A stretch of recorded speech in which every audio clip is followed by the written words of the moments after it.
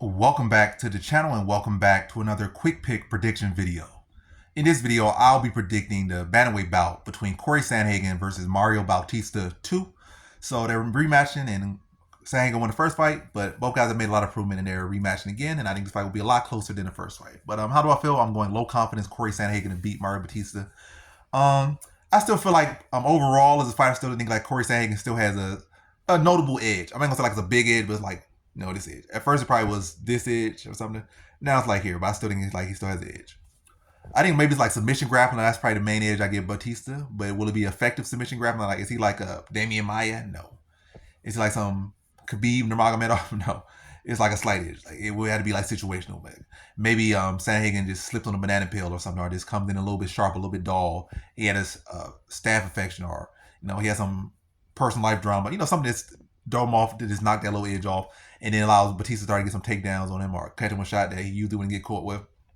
And then the grab starts to ensue, and now Bautista on top, dropping ground and pound, and now that whole little slip, that whole little what they call it, effect, domino effect of things or whatever, that chain of events leads to him like this, that first round getting warm, then the rest of the fight he's just flat, and then Bautista just start down, just have edge on him in the striking.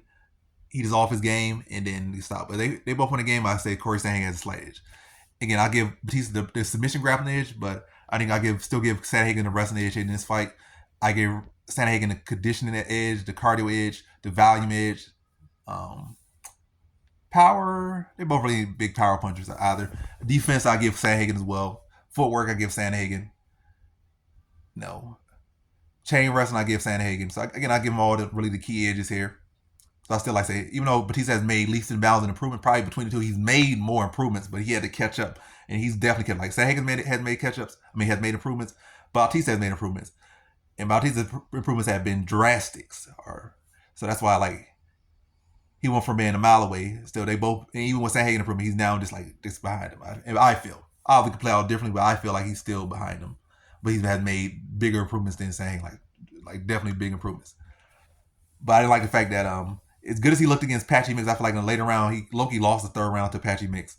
Maybe because the other two rounds he just took off the gas, but you still letting a guy that was stiff as that, was touching with shots, and even I think rocks you low key a little bit. I saw your knees kind of buckle against Patchy Mix, like the downgraded version of Patchy Mix. Not even Bellator, Patchy Mix, but whatever we got in UFC Patchy Mix. Like Patchy Mix just, I don't know, maybe he stopped taking steroids, or had a bad back surgery or something, or a surgery he didn't take or something, or a bad injury or whatever. He just looked straight terrible in the UFC. Stiff as a mug, no defense, and he was able to catch you on the feet.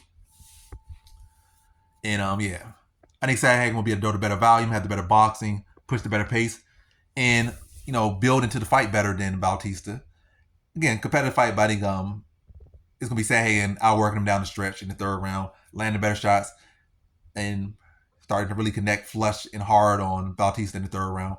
But nonetheless, a very competitive fight. I can see this fight going everywhere, on the ground, some scrambles, some submission attempts, but a good, well-rounded mixed martial art fight between two of the best bantamweights, and really two of the most solid fighters, period, in MMA right now. Both of these guys bring the full arts. I'm not saying they bring every art to the highest level, but they bring it all and they blend it together. Like some guys be like super high-level grapplers, but their striking look terrible. Like their striking looks good, their grappling looks good. They blend it together well. They have high fight IQ, like two real solid fighters. It might not play out to be the most exciting fight, but they'll definitely have skills and look to present them and challenge them against one another.